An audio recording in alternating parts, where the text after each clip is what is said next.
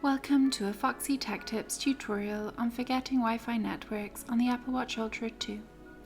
If you find this tutorial helpful, please consider subscribing to my channel and liking the video.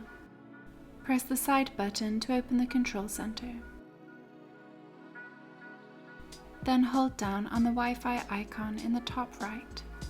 Tap the Wi-Fi network that you would like to forget. Scroll down and tap Forget this network.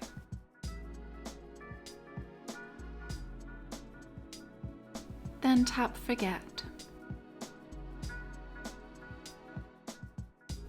You can also get to the Wi-Fi settings in the Settings app. To do this, tap the digital crown to open the app menu. Then tap the Settings cog to open Settings. Scroll down Settings and tap Wi-Fi.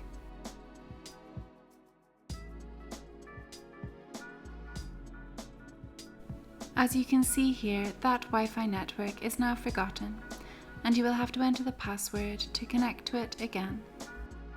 And that draws an end to this tutorial. Please like the video if you found it helpful and subscribe to Foxy Tech Tips for more Apple Watch Ultra tips and tricks.